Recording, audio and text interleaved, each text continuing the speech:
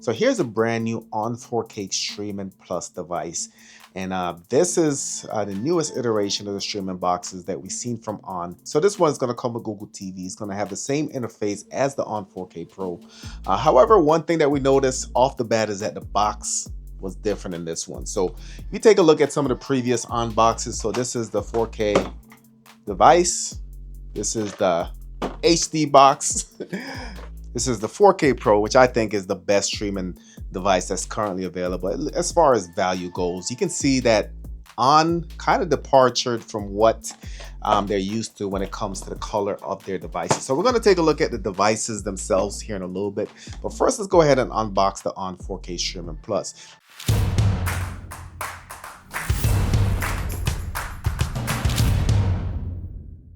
Now, as far as the specifications, this one is going to have Google Voice Assistants, Chromecast, 4K UHD, Dolby Atmos. CPU is going to be a quad-core Cortex A55. GPU is going to be a G310 version 2, 2 gigs of RAM, 16 gigs of internal storage. This is going to have Wi-Fi 6 with MIMO. Let's go ahead and get it out of the box. So I did a video yesterday just showing you the availability of this. And this is pretty hard to get now, especially for folks in the South. So I know that some folks up north got it a lot sooner, but hey, it is what it is. So in the box, we're going to have a quick start guide, get you started. Should be pretty straightforward, however. All right. We have the charger. So this is going to be a USB-C input. All right, so we're going to test that out with some dongles here in a little bit just to kind of see how that performs. So as far as the outputs, we're going to have 5 volts, 1.5 amps. We're going to have an HDMI cable.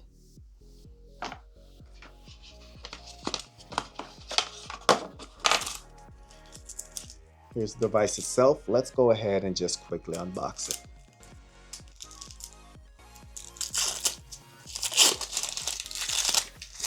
So up top is going to be like a matte material. However, on the sides, it is going to be glossy.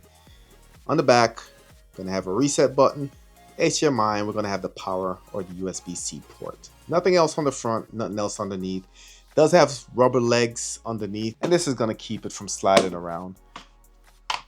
In addition, they also included 3M tape or two-sided tape. You can see there's a little oval shape. The idea is that if you wanted to just stick this somewhere, you can just put the two-sided tape, stick it behind the TV, and you're all set. I probably won't be using this. Here's the remote, and this is having the free TV button, which has eluded me until now. So even on 4K Streaming Pro, that supposedly came with a free TV button on some of the later releases, but I was never able to get one. So it looked like this has it.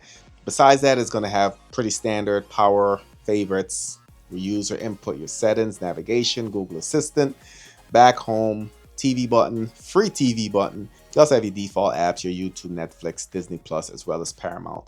As far as the batteries, it does come with 2 AAA batteries, which they did include. Let's go ahead and pop those in. So as far as the remotes, let's take a look at some of the comparisons. So this is the new On 4K Plus remote. This is going to be the On 4K Pro remote. This is going to be the On 4K streaming device remote. And the last one is going to be the On HD streaming stick. These remotes are pretty much identical except for the color. And the only change here is the free TV button. So not much in between the remote controllers. Like I said, the biggest addition here is the free TV button, which kind of adds another row to the remote. As far as the device itself, this is probably more comparable to the On 4K streaming device. Similar fit up top, similar shape. The new 4K Plus does have a slight curvature in the middle, which is pretty cool, I guess. But you can see one thing that I do like that they changed is that on the original they had the HDMI on one side, then they had the power on one side. So when you plugged it up, you had cables coming out of both sides, and it was kind of a ridiculous look. At least with this one, they're going to have both ports on the back of the device. So similar in size. The on 4K Plus is going to be a little bit thicker. Of course, this is the stick. Different form factor, not much comparison there. And then the big boy, the on 4K Streaming Pro, is just going to have a lot more going on. Find my remote button. It's going to have a slider here to mute your Google Assistant.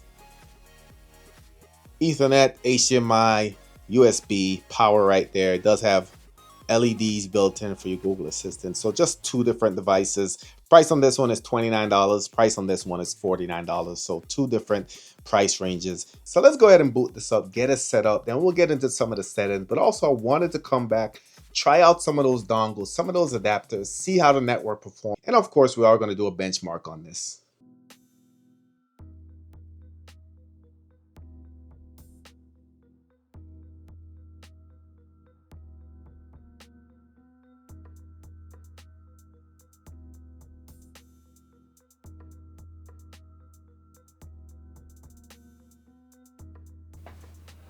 All right, so here we are in the user interface. We did get an update right out the bat, and we'll try that again just to see if there's any additional updates out there. So if you guys are familiar with Google TV, it is a fork of Android TV. So essentially everything under the hood is still Android, but it does have a new facelift, as you can see there. So up top, you're gonna have For You, you're gonna have a live area, you're gonna have your apps, library. And go to the right, you're gonna have a search option, home, your settings. And within the settings, you do have a lot of options, which we'll go through some of them here in a little bit. But before we do, let's go into the system information and just kind of see what we're still working with. So first, let's check our storage. So our storage, you can see we have 12 gigs of total space. All right, you can see about 685 megabytes are filled with applications. You have some miscellaneous. And off the 16 gigs of storage, we have 9.8 gigs that's available. So this is going to be miscellaneous applications. You have some cache data here, which you can probably clear, but we also have the operating system that occupies some of that space. So if storage is a big option, you're going to end up with 9 gigs after a fresh install. As you can see there, I didn't really install anything, really just ran the setup, and now I'm in the operating system. See if we have any updates available. Like I said, I just got a fresh update, so just kind of look like we are up to date, which is really good. Android TV OS, we are running Android 14. You can see the patch level is April 1st, 2025. As far as the operating system is nice and snappy, as you can see there. Really, really responsive, which I do like. I do have my default applications right here, which I can reorder. And you can see I do have a couple apps that I probably won't use that's up here. So YouTube TV, for instance, if you guys watched my video a couple weeks back, you know that I got rid of YouTube TV and I'm now using Sling. So there's no need for this to be here. So to kind of move your applications, if you do a long press, you do have the option to view details. And from here, you can see you can uninstall, you can open, or you can restore. For me, don't need this, so I'll go ahead. So now you can see YouTube TV is gone. Same thing with Hulu. I don't have a Hulu subscription. View details, uninstall. Okay. All right, so you can see that was a quick uninstall, really fast, to be honest. And things like Tubi something that I'm going to use, so just click on it, we'll go ahead and install, and I'll let that do its thing in the background. But as far as all the other applications, you can move these around, guys. So if you do a long press, hit move, you can see you can kind of move it to where you want. Same thing if you want to add applications. If you go back, you do have the options to go in and search and add for additional applications. So pretty cool. One thing I always show you guys is that there is a very cool mode on Google TV that's apps only mode that essentially gives you that fresh, clean interface. That way you don't get all the recommendations, all the things that you don't like. So to get to this, the apps only mode, we're going to go to our settings. We're going to go click on the gears icon. We're going to go to our account right here. Go over to your account, then go over again. And if you go all the way down, you see this apps only mode option. Click on that. It's going to tell you. Go ahead and turn it on. Now when you go home, all you see is applications, guys. So this is the only thing you're going to see on the screen. Really cool, especially when you just want something simple. You don't need all the fluff, all the recommendations. And for me, sometimes this is a good look depending how I'm using my device. Let me know in the comment section what you guys think of your apps only mode. Of course, to disable the setting, we're going to go back to our gears icon, go back to our account, all the way to the bottom again, and go ahead and turn off apps only mode. And that's how easy it is to remove and add your apps only mode. Also, the remote controller does have that star button in the top right. So if you press on that, it's going to give you a couple of options to customize your shortcuts. So you can view controls from home. You can add your favorite applications, input device. So you have a couple of options here. Let's try the favorite application. So let's say I wanted to launch Tubi. I'll go ahead and click that. I'll create the shortcut. All right, you can see that shortcut's been created. Now when I push the star icon, you can see Tubi launches. Now I can get directly to my favorite application. This is going to stream your Netflix with no problems. This is going to stream your YouTube with no problems. This is a streaming device at heart, guys. It is going to handle anything you throw at it, whether it's 4K, 1080p, standard definition. Not going to go in and play anything, obviously, but everything here should work fine. If I go over to YouTube, and let me just go over here. Right, so we're going to put it on, of course, 4K.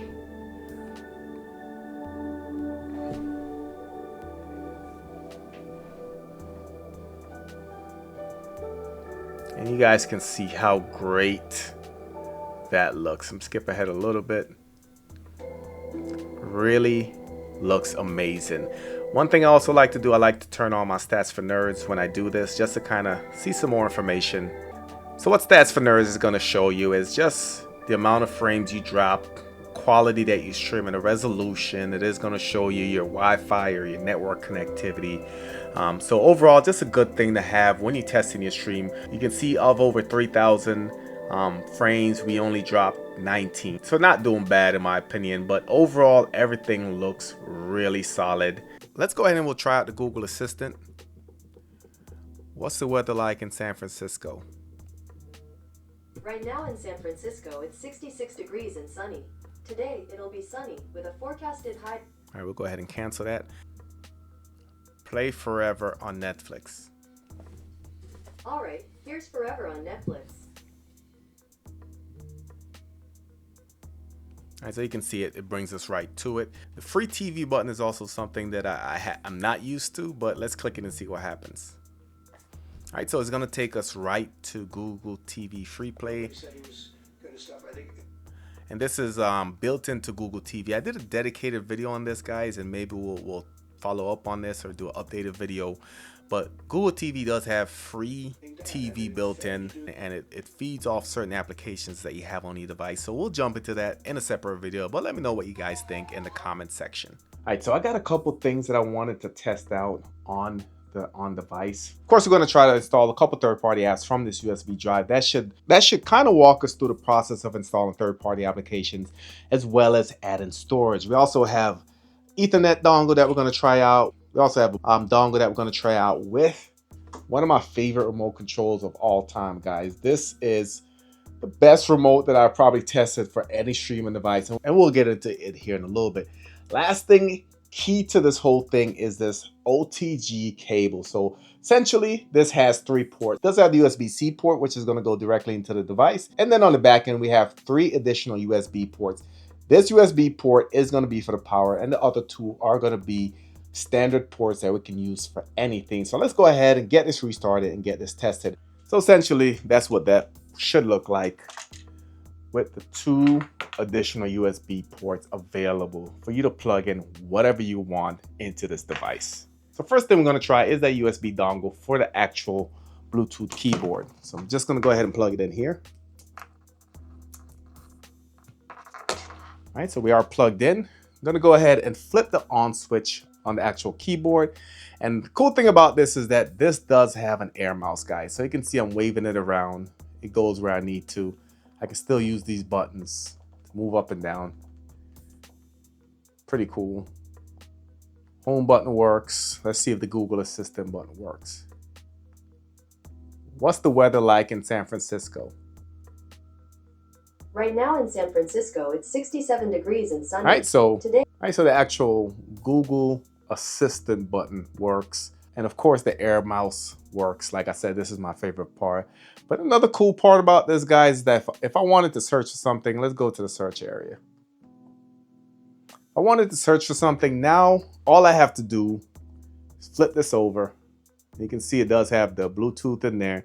And I can search for whatever app. So if I wanted to search for Sling, had a typo there, but you can see it did type out Sling, and I can go ahead and search for it. So, and one other thing that I wanted to show you is that actual dongle does have a button that you can use to page the remote. Let's go ahead and test it out.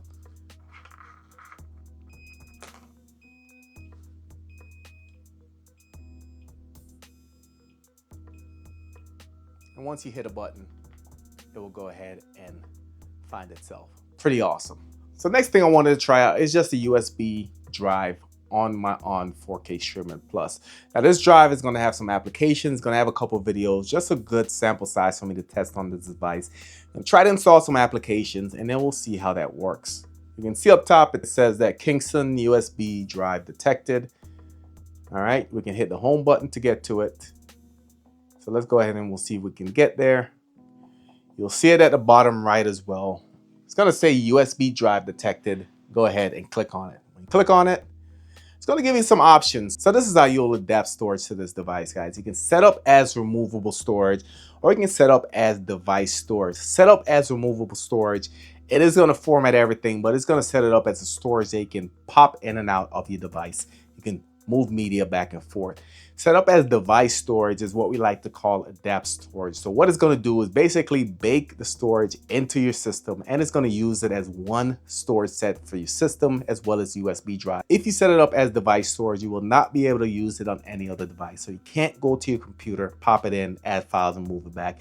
It won't work. It will have to stay on this device. So keep that in mind.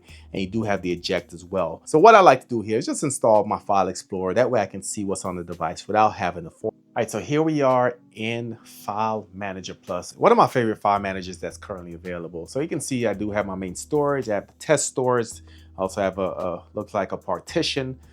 Main storage is going to be what's on the device, so you can see some of the details there. But test is what we want to go to, guys. And you can see I really have everything on here. So let's go to test files. Okay, so let's go ahead and we'll test a couple things out first. So first, I do have a video right there. It's 2 gigs. 2 gigs worth of video, 4K I believe, so should be a 4K file. Let's take a look at it. All right, so if you guys been with the channel for a while, that is the Old Neighborhood 4K. You can see I can fast forward. Looks really good. All right, so let's do another test video. So this is Wildlife 4K. All right. So again, looks really good, guys. And remember that this is playing directly from the USB, so speeds are really good on that. So we're going to install a couple applications. We're going to install 3D Mark as well as IDA64. Let's install IDA64 first.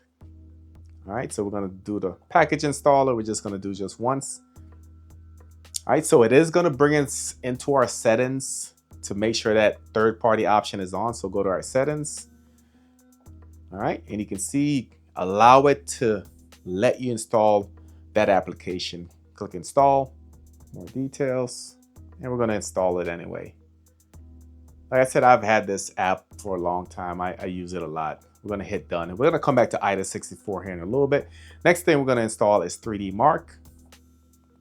All right, so this is what we're going to use to do our benchmark. I believe this one provides updates on the fly. So once I'm done, I should be able to install updates. All right, so simple as that, guys. Both applications are installed. So if I go down, you can see now I do have IDA64 as well as 3D Mark. Let's go to IDA64 first.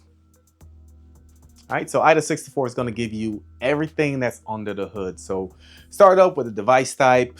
You can see the device model, the board, hardware, the platform, the installed RAM, right there's 2 gigs. Total memory is 17 megabytes. Available memory is 504 megabytes. All right, internal storage, external storage, give you all that information. All right, next we're gonna go to CPU. 4X ARM Cortex A55 at 2.5 gigahertz or 2508 megahertz. It is a 64-bit operating system, but it is running 32-bit mode. CPU version is R2P0, 4 cores. You can see all 4 cores right there. Mali G310 at 60 hertz.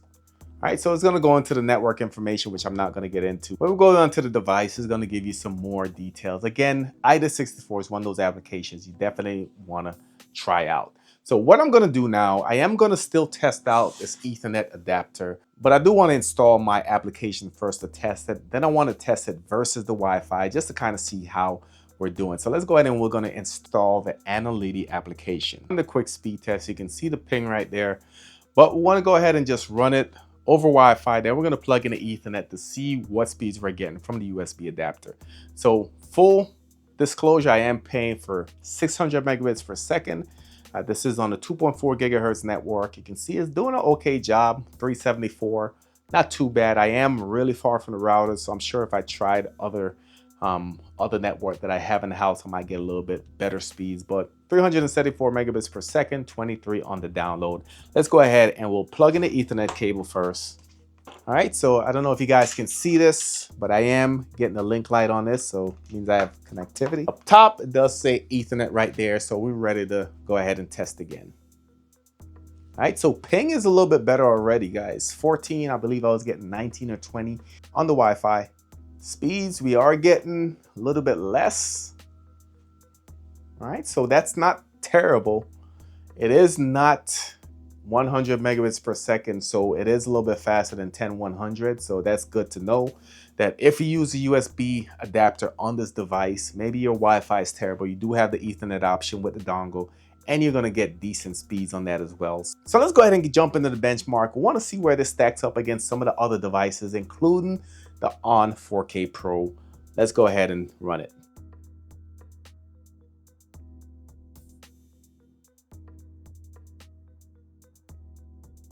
So here we are, and this is what we've been waiting for, guys, the benchmark results. And how does this stack up against some of the other streaming devices, particularly the Fire TV Stick 4K Max, also the ON 4K Streaming Pro? Is this device a better performer? So the overall score on this is a 1574, which I am really surprised.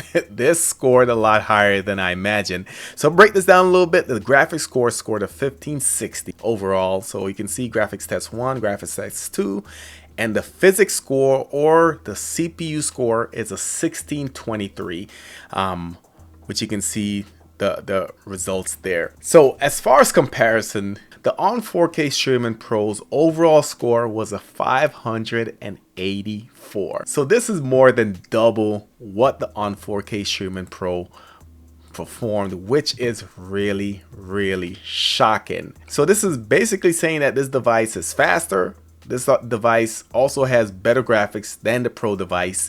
So that's definitely something to consider when picking up these devices. Trade-off is that the Pro device is going to have a USB port, Ethernet port. Let me know in the comment section what you guys think of these scores. Does the score really matter, or are you going for the bells and whistles with the Pro device?